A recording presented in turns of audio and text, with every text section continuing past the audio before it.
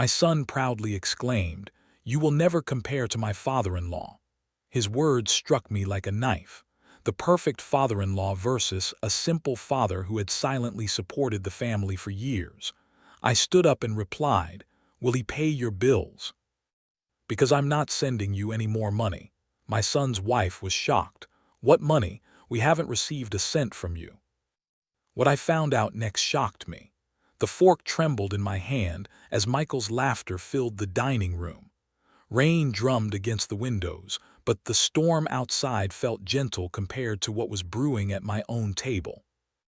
"William always knows exactly what to do," Emily said, cutting her chicken with precise movements. "When that shipping delay happened last month, he had it solved in 2 phone calls." I watched my son nod eagerly, his eyes bright with admiration for his father-in-law. The grandfather clock in the hallway ticked steadily, marking time I'd never get back. "That's the difference between real business vision and Michael," gestured vaguely around my dining room, taking in the wooden furniture I'd built with my own hands, the family photos watching from their frames. His meaning hung in the air like smoke. "And what?" The words came out sharper than I intended. Emily glanced between us, sensing the shift. "Robert, the dinner is wonderful. Thank you for cooking." But Michael was already warming to his theme. "William sees the big picture. He doesn't get stuck thinking small." He speared a piece of potato. "Like this logistics expansion he's planning. That's how you really help people." My jaw tightened. The green beans I'd carefully steamed suddenly tasted like ash. I'd spent 3 hours preparing this meal, hopping for one evening of family peace. "Your father works hard, too," Cora said softly. But her tone carried the same unconscious dismissal I'd been hearing for months. "Sure, but construction." Michael shrugged. "William's building an empire, real legacy stuff." The napkin crumpled in my grip. 37 years of building homes, creating something permanent, something that mattered. Apparently, that was nothing compared to moving boxes around warehouses. "William offered me the regional manager position," Michael continued, his chest puffing with borrowed pride. "Says I have natural leadership potential." Natural leadership, I almost laughed. If only William knew where Michael's potential had led him. "That's wonderful, honey." Emily beamed at her husband. "Your father always knows how to spot talent. Always knows, always sees. Always solves." William Johnson, the perfect father-in-law who could do no wrong. I set down my fork carefully, afraid I might snap it in half. "He's even talking about grooming me for a partnership eventually," Michael went on. "Says he needs someone he can trust completely." Trust completely. The irony burned in my throat. "Must be nice having someone who believes in you that much," I said quietly. Michael missed the edge in my voice entirely. "That's just William. He's a natural mentor. Some people have it. Some don't." The clock ticked louder. Rain pattered against glass. Somewhere in the house, the heating system hummed to life, trying to warm what had gone cold. "He's teaching me about strategic thinking," Michael continued. "Long-term planning, real business philosophy." "Real business," I repeated. "You know what I mean, Dad. William operates on a different level. He thinks bigger." Emily nodded enthusiastically. "Remember when he restructured that whole Northwest division?" "Brilliant, brilliant William. Perfect William. William who could solve anything, see everything, build empires while I apparently played with blocks. Some people just have that executive mindset," Michael said, leaning back in his chair like he was already practicing for the boardroom. "The ability to make tough decisions, to really lead, unlike others," I said. "Well," Michael shrugged, his meaning clear. The silence stretched tight as a wire. Even Cora seemed to sense she'd wandered into dangerous territory. But Michael, flushed with his father-in-law's praise and his own imagined importance, couldn't leave it alone. "Face it, Dad," he said, his voice growing louder, more confident. "You'll never measure up to my father-in-law." The words hit like a physical blow. I stood slowly, my chair scraping against the hardwood floor. I had installed myself. Every muscle in my body went rigid. Michael sat there triumphant and oblivious, while Cora's face went pale with shock. The rain kept falling.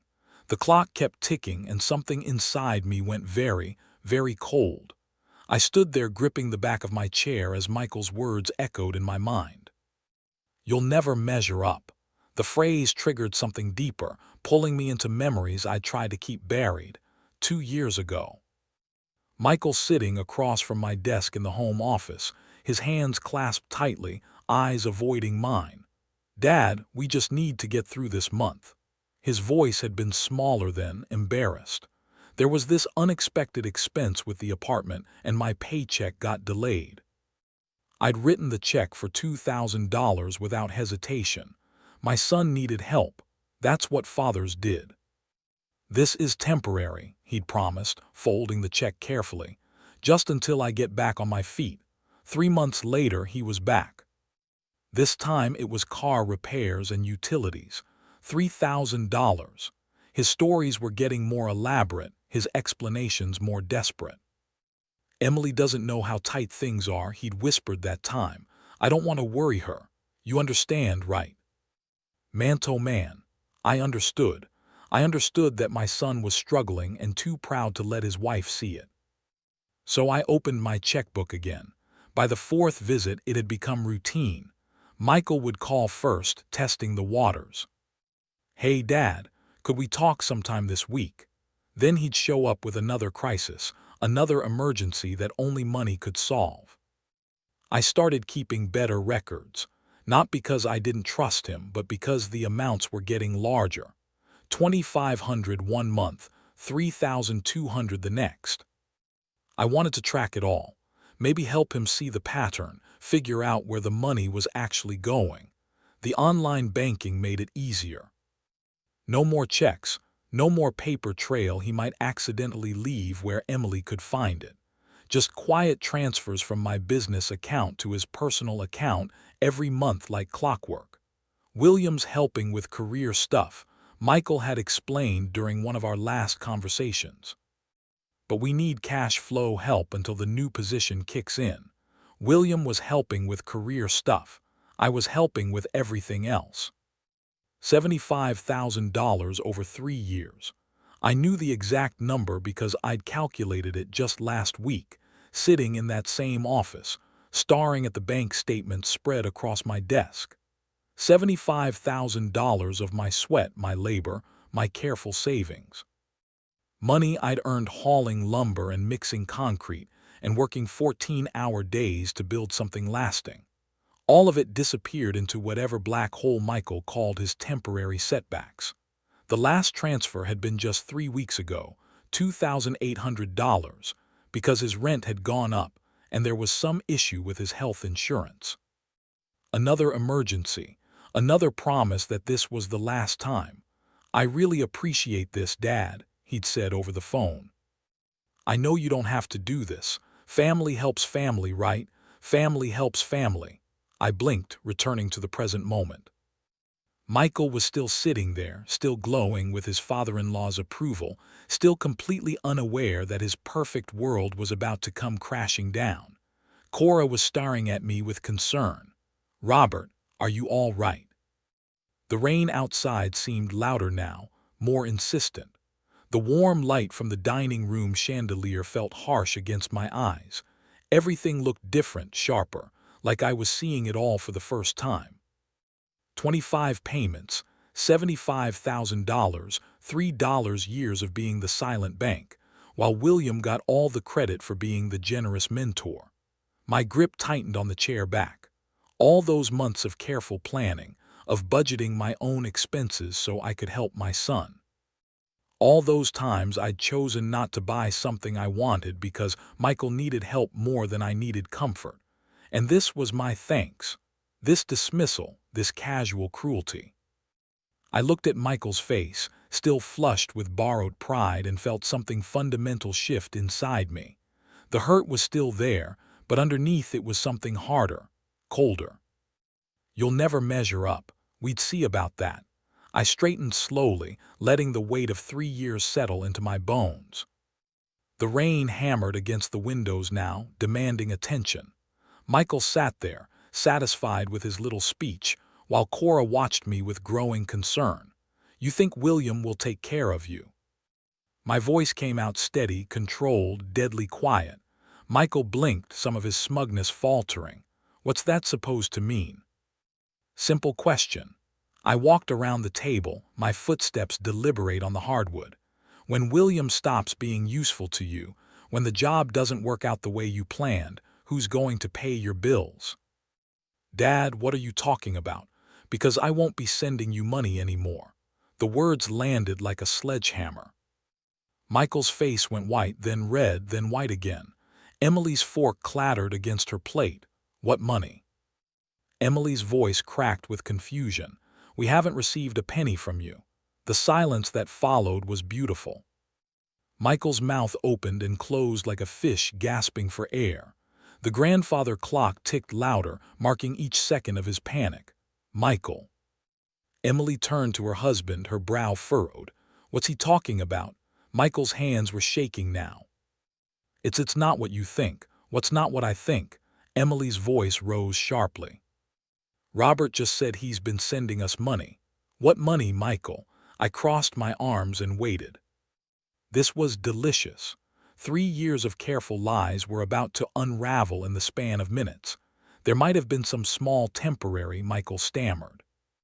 "How much?" Emily demanded. Michael looked at me desperately, silently, begging me to let it go, to preserve whatever dignity he had left.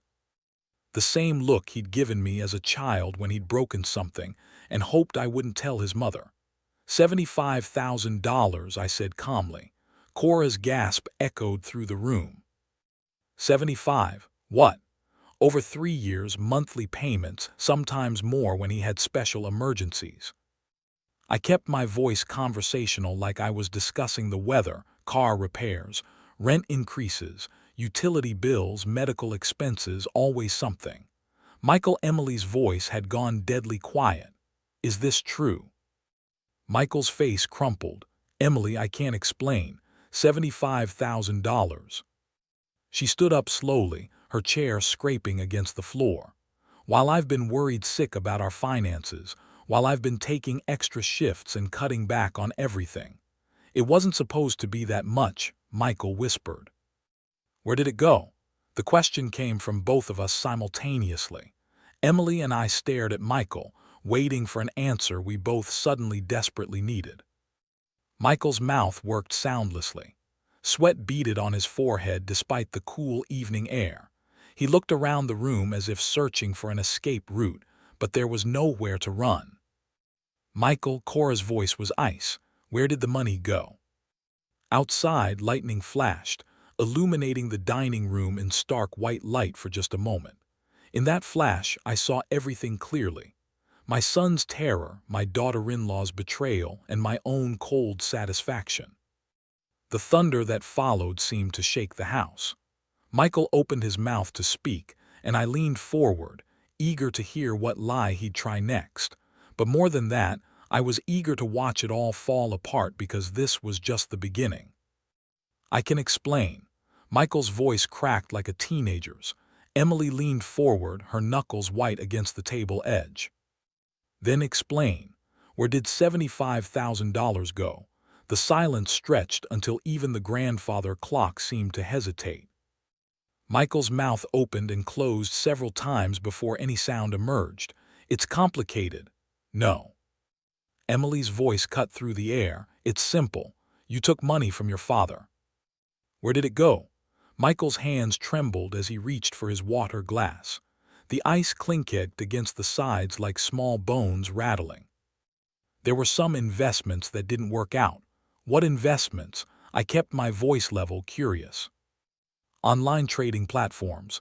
Emily's face went pale. "Trading? Since when do you know anything about trading?" Michael's carefully constructed facade began crumbling. Sweat beaded on his forehead despite the cool evening air seeping through the windows. "I was trying to build something for us for our future." "What kind of trading?" Emily pressed. "Different things, stocks, options." His voice grew smaller with each word. "Michael." Cora stood slowly, towering over him, even though she was the shorter of the two. Look at me and tell me the truth. Michael finally met her eyes and something broke inside him. It wasn't trading. The admission hung in the air like a toxic cloud. Then what was it? Poker sites, online casinos, the words tumbled out in a rush. I thought I could win it back quickly. Double it, maybe triple it, give you everything you deserved. Emily stepped back as if he'd struck her. Gambling, you've been gambling with our future. It wasn't supposed to be gambling. I had a system, $75,000. Emily's voice rose to near hysteria. How long has this been going on? 2 years, maybe 3. Maybe 3. Emily laughed, but there was no humor in it. You don't even know how long you've been lying to me. Michael tried to stand, but his legs wouldn't support him. Emily, listen. I'm done listening. She grabbed her purse from the counter where she'd left it. I'm done with all of this. Where are you going? Away from you. She turned to me, her eyes red but dry. Robert, I'm sorry. I had no idea. I nodded. I know you didn't. Michael finally managed to stand, swaying slightly. Dad, if you could just know.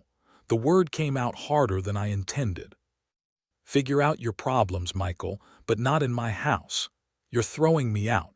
You threw yourself out the moment you chose gambling over family. Michael's face cycled through emotions like a broken traffic light. Desperation, anger, shame, back to desperation.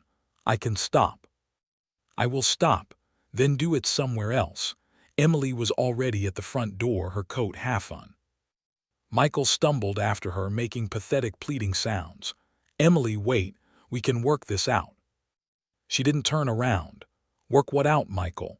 The lies, the addiction, the fact that you've been stealing from your father for 3 years. I wasn't stealing. What would you call it? Michael had no answer for that. I followed them to the front door, watching my son's life implode in real time. The cold air rushed in when Emily opened the door, carrying the scent of rain and fresh earth. I'll call you tomorrow, Michael said desperately. We'll figure this out. Cora walked to their car without looking back. Michael stood in my doorway for a moment, searching my face for any sign of softness. Dad. Good night, Michael. I closed the door and listened to their car start, then drive away into the night. The house felt different already, quieter, sadder, but also cleaner somehow. The dinner dishes still sat on the table, the food long cold. I looked at the mess and decided it could wait until morning. Some things needed time to settle. 2 hours later, I sat on my back deck with a glass of whiskey and a pile of bank statements. The rain had stopped, leaving the air crisp and clear. Stars peeked through the breaking clouds like scattered diamonds. I tried to sleep, but my mind kept circling back to Michael's confession. $75,000, $3 years of careful support, all poured down the drain of his addiction. The bank statements told the story in cold numbers. January 2022, $2,000. March 2022, $25,500. By the end of that year, the monthly transfers had become routine. My accountant had probably wondered about the pattern but had been too polite to ask. I sipped the whiskey and felt it burn away some of the evening's bitterness. The deck chair creaked under my weight, a sound I'd grown to love over the years. I'd built this deck myself, just like I'd built most of the house. 1995. Michael was 5 years old then, more interested in playing with wood shavings than actual construction. He'd followed me around with his plastic hammer, helping by banging on scraps of lumber. When I'm big, I'll build houses, too, Daddy. That memory felt like it belonged to someone else's life. I spread the statements across the small table, using my phone's flashlight to read the details. Each transfer was labeled the same way. Family support. Such innocent words for what had become an enablement system. The stars wheeled overhead, indifferent to human failure. Somewhere in the distance, a train whistle echoed through the valley. Seattle's lights twinkled like a sprawling circuit board. All those lives intersecting and diverging in patterns too complex to understand. Michael was probably home by now, facing Cora's anger and his own shame. Part of me wanted to call him to find some way to fix this mess. But that impulse was exactly what had created the problem in the first place. I taught him that money solved everything, that Dad would always be there to clean up his mistakes. Every transfer had reinforced that lesson, making him weaker instead of stronger. The whiskey glass was empty. I considered refilling it, but decided I needed clarity more than comfort. What would happen if I kept sending money? Michael would gamble it away, probably faster each time. His addiction would grow stronger, not weaker, and eventually he'd lose everything anyway, including his marriage. But what if I stopped? The question hung in the cold air like my breath. If I cut off the money, Michael would have to face real consequences for the first time in years. He'd have to choose between his addiction and his life. That choice might save him, or it might destroy him. I pulled out my phone and scrolled to Michael's contact. One call, one offer of help, and this could all be smoothed over for a while. Instead, I put the phone away and looked up at the stars again. My father had built houses, too, back in the day when construction meant something different. He'd worked with his hands until they were permanently stained with sawdust and paint. When I was Michael's age, he'd pulled me aside one day and said something I'd never forgotten. "Son, the only thing you really own is what you earn yourself. Everything else is just borrowed time." I'd built this house for Michael, dreamed of passing it down, watching his children play in the same backyard where he'd grown up. But maybe that dream was selfish. Maybe what Michael needed wasn't inheritance, but incentive. The cold was seeping through my jacket now, reminding me that even March in Seattle demanded respect. I gathered the bank statements and stood slowly, my knees protesting the movement. Inside, the house felt warm and welcoming. I locked the back door and turned off the deck light and then made my way to the kitchen. My address book sat in the drawer where it had lived for 20 years. I flipped through the pages until I found what I was looking for. Mary Lawson, attorney at law. Tomorrow I would make some calls. Tonight I would try to sleep. But first I would make a decision that might change everything. The next morning brought sunshine through my kitchen windows, painting everything in cheerful yellow light. I sat at the table with coffee and the newspaper, trying to pretend this was just another ordinary day. The phone rang at 10:30, right as I was reading about the city council's latest budget proposals. Michael's name appeared on the caller ID. I considered letting it ring, but curiosity won. "Hello, Michael." "Dad," his voice sounded rough, like he'd been awake all night. "About last night, I know things got heated." Heated is one word for it. I wanted to apologize for the things I said, the comparison to William. A pause. That wasn't fair. I sipped my coffee and waited. Michael had always been good at apologies. They came easy to him, smooth as silk. I also wanted to explain about the money situation. It's not what you think. What do I think? Well, he seemed to lose momentum. I mean, it sounds worse than it is. $75,000 in gambling losses. How does that sound better? It's not all gone. His voice picked up speed, desperate now. Some of it I can get back. There are these techniques, strategies, Michael. No, listen. I've been studying the systems, the odds. If I could just get a stake together, maybe 5,000 to start. No, the word hit him like a physical blow. I could hear his breathing change on the other end of the line. "Dad, please. I can make this right. The only way to make this right is to stop gambling." "I've stopped. Last night was a wake-up call, but I need to get back what I lost for Cora's sake." I closed my eyes. The same circular logic that had trapped him for 3 years. Where's Cora now? At work. She's pretty upset. I imagine she is. That's why I need to fix this quickly before she does something drastic. Something in his tone made me sit up straighter. What kind of something? She mentioned lawyers. Divorce lawyers. The word hung between us like a blade. Maybe that's not the worst idea. Dad, his voice cracked. You can't mean that. I mean that she deserves better than being married to an active gambler.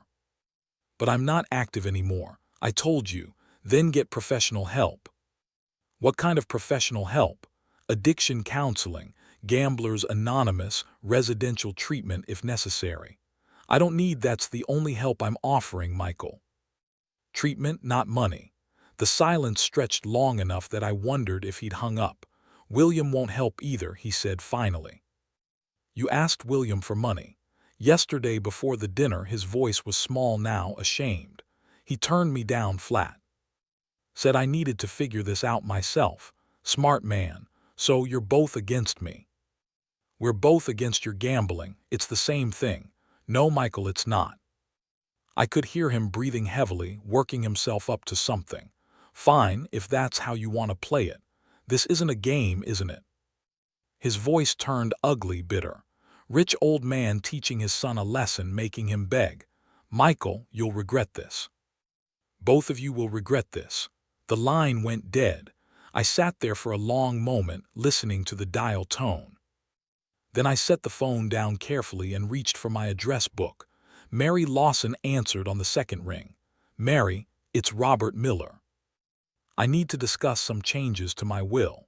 3 days passed before I could bring myself to make the appointment. I spent those days researching inheritance law online, reading about conditional wills and family disputes.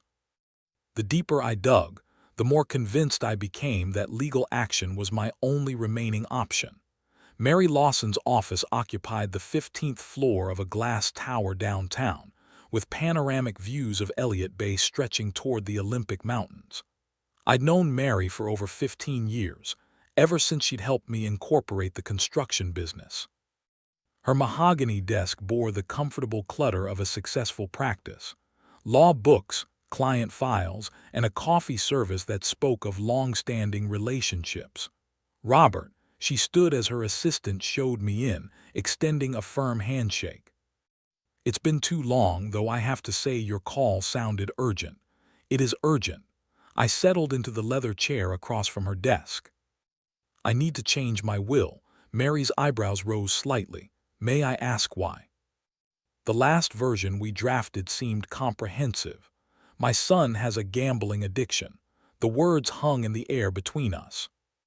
Mary's expression shifted from professional curiosity to genuine concern. I'm sorry to hear that. How serious? Serious enough that he's gambled away $75,000 of my money over the past 3 years. Mary reached for a legal pad, her movements measured and deliberate. Money you gave him directly. Monthly support payments. He claimed he needed help with expenses. I looked out the window at the city below. Turns out he was feeding an online casino habit. Have you confronted him about this? Last week. He admitted everything, then called me 3 days later, demanding more money to fix the situation. Mary wrote notes in precise handwriting. What kind of changes are you considering? I want to make his inheritance conditional on getting clean. That's possible. Washington state allows performance-based inheritance terms, provided they're specific and measurable. Relief flooded through me. I'd hoped for this answer, but hearing it from Mary made it real. What would you recommend? Mary leaned back in her chair, tapping her pen against the legal pad. Completion of a certified addiction treatment program would be the most defensible requirement. Inpatient rehabilitation followed by a period of verified abstinence. How long for gambling addiction? I'd recommend a minimum 6-month treatment program followed by 1 year of documented sobriety. And if he refuses, then you designate an alternative beneficiary. Many clients choose charitable organizations related to the addiction issue. I thought about Michael's threats on the phone, his ugly tone when I'd refused to enable his gambling. There's a Gamblers Anonymous Foundation here in Seattle. Perfect. That creates a clear incentive structure. He gets help and inherits, or the money goes to help other addicts. Mary's assistant knocked and entered with fresh coffee. We paused while she served us, the interruption giving me time to process the implications. What about my daughter-in-law? She's innocent in all this. We can include a separate provision for her, a fixed amount, regardless of your son's compliance. $50,000. Mary made another note. That's very generous. She's a good woman. She doesn't deserve to suffer for his choices. This is clearly a difficult decision, Mary said gently. Are you certain this is what you want? Family estrangements can become permanent. I thought about Michael's voice on the phone, the entitlement and anger when I'd offered help instead of money. I've been enabling him for 3 years. It has to stop. Then we'll draft something ironclad. I'll need details about the specific treatment requirements, verification procedures, and timeline considerations. How long will this take? 2 days for the initial draft. We can schedule the signing for this week if you'd like. I nodded, feeling the weight of decisions settle into certainty. Do it. Mary walked me to the elevator, her expression thoughtful. Robert, you're doing this out of love, not anger. Remember that when things get difficult. The elevator doors closed on her words, but they followed me all the way home. 2 days later, I returned to Mary's office for the formal signing. The conference room felt different from her personal office, more sterile, more final. Sunlight streamed through floor-to-ceiling windows, illuminating the legal documents spread across the mahogany table like evidence in a trial. Mary had assembled everything with her usual precision. Linda Chen, the notary public, sat quietly at one end of the table with her official stamp and record book. 2 witnesses, Mary's assistant and a building security officer, waited nearby. Before we begin, Mary said, I want to review the key provisions one more time. She lifted the document, her voice taking on the formal cadence of legal reading. The inheritance is contingent upon Michael Miller's completion of a certified gambling addiction treatment program. Minimum duration 6 months, followed by 1 year of verified abstinence from all forms of gambling. Yes, the words sounded harsh in the sterile room, but I felt only relief. If these conditions are not met within 5 years of your death, Mary continued, the estate will transfer to the Seattle Gamblers Anonymous Foundation and Cora's provision. Cora Wilson Riley will receive $50,000 regardless of Michael's compliance or non-compliance with the rehabilitation requirements. Linda looked up from her paperwork. Mr. Riley, do you understand the contents of this document? I do. Are you signing this of your own free will without coercion or undue influence? I am. The formality felt appropriate. This wasn't a casual family decision. It was a legal restructuring of my life's work. Mary handed me the pen. Any final questions? I stared at the signature line, thinking about the house I'd built with my own hands, the business I'd grown from nothing. All of it hanging now on Michael's willingness to get help. What if he tries to contest this? The conditions are specific and legally sound. His addiction is documented through the money transfers you provided. Any contest would require him to admit his gambling problem, which actually strengthens your position. I signed my name with steady strokes. The pen felt heavier than it should have, weighted with 3 generations of family history. Linda applied her official seal with a satisfying thump. The witnesses signed in turn, their signatures making the whole thing real and irreversible. 1 copy for your records, Mary said, sliding a folder across the table. 1 for our files and 1 for the safe deposit box. I held the folder in my hands, feeling the weight of paper that could reshape Michael's life. How will the verification work? The treatment center will provide completion certificates. For the sobriety period, we'll require monthly documentation from an approved counselor or testing facility. And if he never gets clean, Mary's expression softened slightly. Then you'll have the satisfaction of knowing your money went to help other families avoid what you've been through. The building security officer left first. then Linda with her notary supplies. Mary's assistant cleared the conference table efficiently, leaving just the two of us in the bright room. "Are you at peace with this decision?" Mary asked. I looked out at the Seattle skyline, imagining Michael somewhere in those buildings, probably unaware that his future had just changed forever. I'm at peace with trying to save him. And if he's too far gone, then I'm at peace with that too. Mary walked me to the elevator again, her hand briefly touching my shoulder. "Good luck, Robert, with everything." The elevator descended through 15 floors of other people's problems, other people's families, other people's attempts to control the future through legal documents. When I reached the parking garage, I sat in my truck for several minutes, holding the folder containing Michael's new reality. Tomorrow I would call him.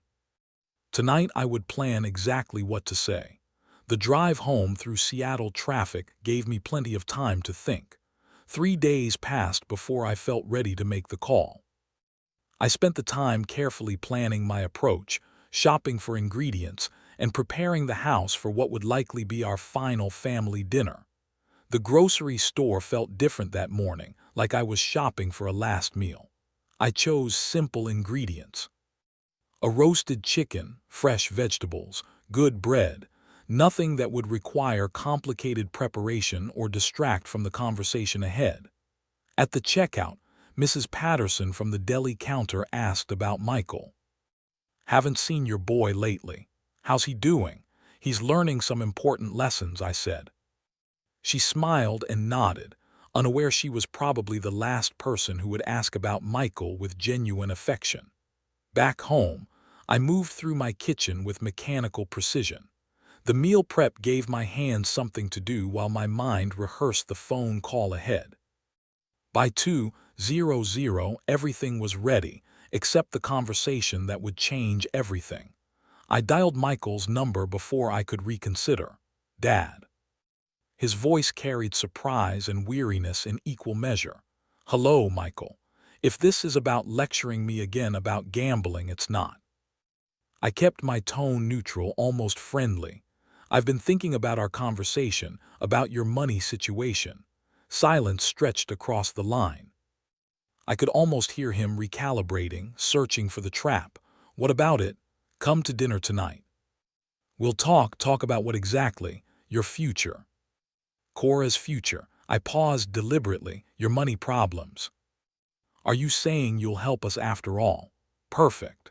The desperation in his voice confirmed everything I'd suspected about his financial state.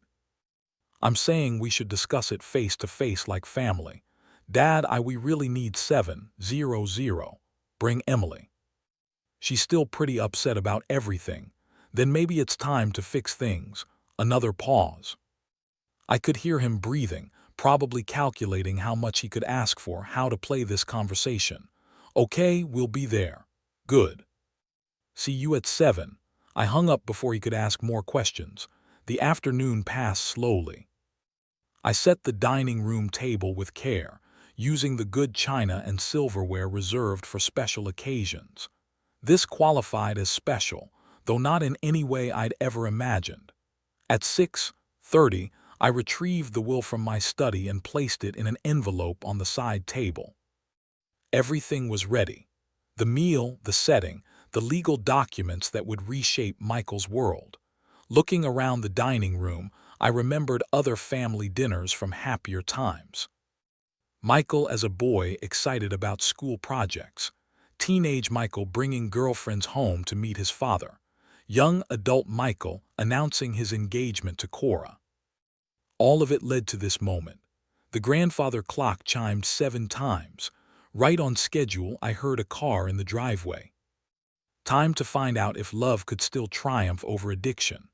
The doorbell rang at exactly 7:00, just as I expected. Through the peephole, I saw Michael and Emily standing on my porch, both looking uncertain but hopeful. Michael held a small bouquet of flowers while Cora clutched a bottle of wine. I opened the door with a warm smile. "Right on time, Dad."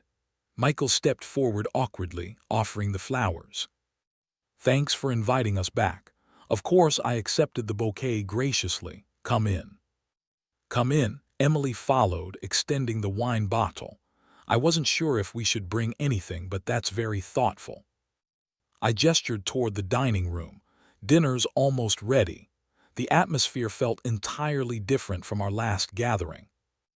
Warmer lighting from the chandelier cast everything in a golden glow, and I'd opened the windows to let in the spring evening air. The table was set with my good china, the same pieces my wife had chosen decades ago. "Something smells incredible," Emily said, settling into her chair. "Just roasted chicken and vegetables, nothing fancy." I poured wine for all of us, noting how Michael's hand trembled slightly as he reached for his glass. "Remember when you tried to help me build the back deck?" I asked Michael as I served the meal. Michael laughed, some of the tension leaving his shoulders. "I was 5. That hammer was bigger than me." "You were so determined to help." I smiled at the memory. "Every nail you tried to hammer bent sideways. But you never got frustrated," Michael said quietly. "You just kept straightening them out and letting me try again." Emily watched our exchange with visible relief. "You've always been there for us, Robert. I want you to know we appreciate it." "Family is everything," I said, cutting my chicken with deliberate care. "We work through problems together." Michael shifted in his seat. "About those problems, Dad, I know things have been difficult lately." I held up a hand gently. "Tonight is about family. We can discuss business later." The rest of the meal passed pleasantly. I shared stories about building the house when Michael was young, how he'd supervised from his sandbox while I laid the foundation. Emily talked about her work, carefully avoiding any mention of financial stress. Michael seemed more relaxed than I'd seen him in months, occasionally reaching for Cora's hand. "Remember the tool shed incident?" I asked as we finished the main course. Michael groaned. "The one I helped you build that collapsed the next day. Your mother took pictures of you standing proudly next to that crooked disaster." I refilled our wine glasses. "She said it was the most beautiful shed she'd ever seen." "I felt so proud," Michael admitted. "Even after it fell down, you helped me understand what went wrong. You never made me feel stupid, because you weren't stupid. You were learning." The grandfather clock chimed 8 times, its deep tones filling the comfortable silence that followed. I could see Michael relaxing more with each passing minute, his confidence building as he interpreted my warmth as forgiveness. "Why don't we move to the living room?" I suggested, standing to clear the dishes. "I'll bring coffee." "Let me help," Emily offered, but I waved her away. "Your guests tonight, go make yourselves comfortable." As they headed toward the living room, I began clearing the table, stacking plates with methodical precision. Through the doorway, I could hear their quiet conversation. Michael's voice animated as he told Cora about some childhood memory I'd triggered. I loaded the dishwasher efficiently, my movements automatic after years of practice. The kitchen felt peaceful, filled with the lingering aromas of dinner and the sound of family in the next room. When I joined them in the living room, Michael and Emily were sitting close together on the sofa, her hand resting on his knee. They looked hopeful, united, ready to rebuild their relationship with me. "Coffee will be ready in a few minutes," I said, settling into my chair across from them. "Dad," Michael began, leaning forward slightly. "I know you mentioned discussing our situation." I nodded thoughtfully. "Yes, I've been giving it considerable thought." The anticipation in Michael's eyes was unmistakable. He'd interpreted the evening's warmth as proof that I'd changed my mind about helping them. Financially. "Actually," I said, standing again, "let me get something from my study, something I think will interest you both." I returned from my study carrying a manila envelope thick with legal documents. The weight of it felt substantial in my hands as I settled back into my chair, placing the envelope deliberately on the coffee table between us. Michael's eyes fixed on it immediately. "What's that?" "This," I said, my voice taking on a more serious tone, "is the result of my thinking about our money discussion." Emily straightened, sensing the shift in atmosphere. The comfortable warmth of dinner was evaporating, replaced by something more formal, more final. "Michael, you mentioned wanting to discuss money. Let's do that." I opened the envelope and withdrew the will, its legal weight making the papers feel heavier than they should. "I had my attorney prepare some documents that address your financial situation." Michael reached for the papers eagerly, his face bright with anticipation. "Dad, I knew you'd understand." His expression changed as he began reading. The color drained from his face slowly, like water running out of a sink. His voice cracked. "This can't be serious." Emily leaned over to read alongside him, her brow furrowing as she processed the legal language. "What does it say?" she asked softly. Michael's hand shook as he continued reading.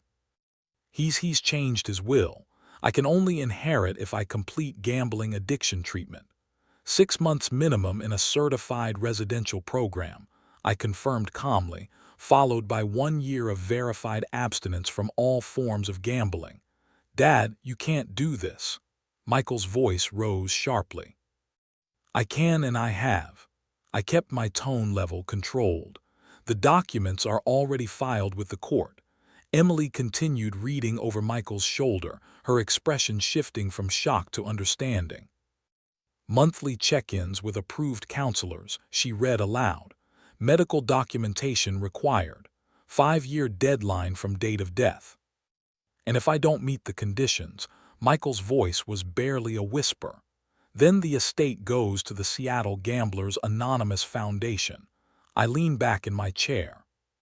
"Your inheritance will help other families avoid what we've been through. This is punishment." Michael stood abruptly, the papers scattering to the floor. "You're cutting me off completely." "No," I said firmly. "I'm giving you the chance to earn what you inherit." Emily picked up the fallen documents, studying them carefully. When she looked up, her eyes were bright with understanding. "This is exactly right, Michael," she said quietly. Michael spun to face her. "What? Your father is right. You need help, real help, not more money to gamble away." "Emily, you can't be serious." "I'm completely serious." She stood, moving closer to my chair. "Robert, this is incredibly brave." Michael stared at his wife as if seeing her for the first time. "You're siding with him." "I'm siding with your recovery." She turned back to the will. "It says here I'll receive $50,000 regardless of whether you meet the conditions." "That's right," I confirmed. "You shouldn't suffer for his choices. So even if I never get clean, Emily gets money." "But I don't." Michael's voice was rising toward hysteria. "That's exactly right. This is insane. I'm your son, and that's why I'm doing this." I stood as well, facing him directly, "because I want you to become the man I raised you to be, not the man addiction has made you." Michael grabbed the will from Cora's hands, scanning it desperately as if looking for loopholes. "There has to be another way." "There is." "Get help I don't need." "Yes, you do." Cora's voice was steel. "You've been lying to me for 3 years, gambling away our future. Your father is offering you a path back." Michael looked between us, seeing his world collapse in real time. "So that's it. Follow your rules or lose everything. Follow the rules of recovery." I corrected. "This isn't about control, Michael. It's about love." He laughed bitterly. "Love? You call disinheriting your son love?" "I call giving you a reason to get clean love." Michael stared at the document in his hands for a long moment, then dropped it back onto the coffee table. "I need time to process this." "Take all the time you need," I said. "The conditions don't change." He headed toward the front door, Emily following after gathering her purse. "Thank you," she said quietly, touching my arm as she passed. I nodded, watching them leave through the window. Michael's shoulders were hunched with defeat, but for the first time in years, I felt something approaching hope. 4 months after that night, I sat at the same dining room table, but everything had changed. Michael sat across from me, but this Michael was different, cleaner, somehow more present. The desperate edge that had defined him for years was gone, replaced by something I barely dared to call peace. The program director says, "I'm making excellent progress," he said, cutting his chicken with steady hands. 3 months down, 3 to go.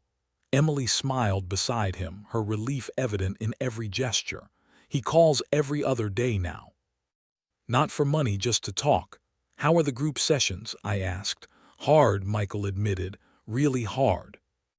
But I'm starting to understand how the addiction works, how it rewired my thinking." We'd been having dinners like this twice a month since Michael entered the Pineerage Treatment Center in May. Family therapy sessions had been painful but necessary, forcing us to confront years of enabling and manipulation. "I understand now why you had to do it, Dad." Michael continued. "I was destroying everything.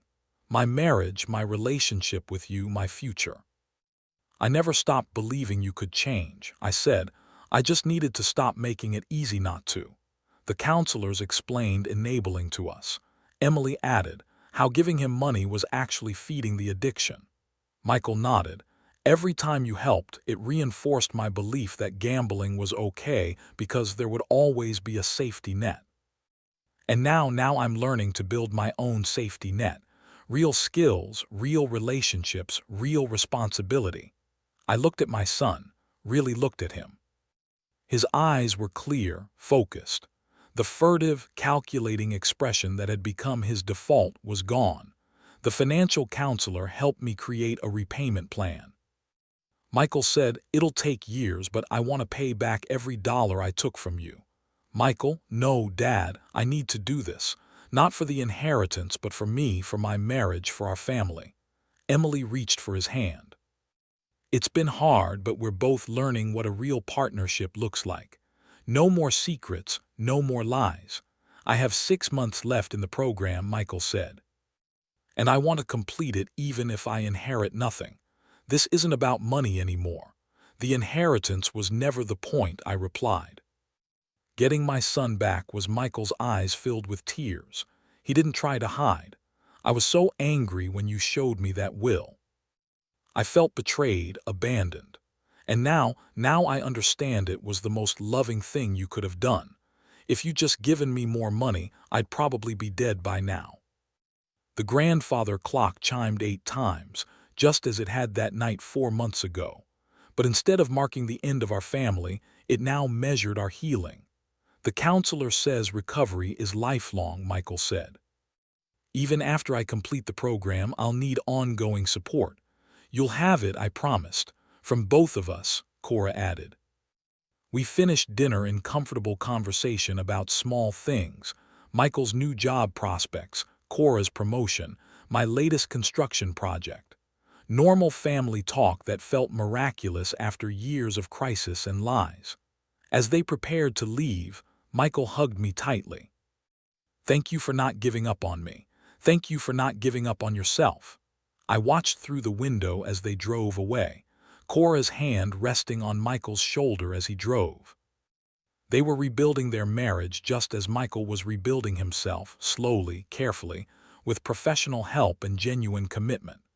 The will still sat in my safe, its conditions unchanged, but I no longer thought of it as a weapon or a trap. It was simply what it had always been intended to be: a parent's love expressed through boundaries instead of enabling. My phone buzzed with a text from Michael. "Thanks for dinner, Dad. See you next week for therapy." I smiled, turned off the lights, and headed upstairs. Tomorrow would bring new challenges, but tonight I felt something I hadn't experienced in years: genuine hope for my son's future.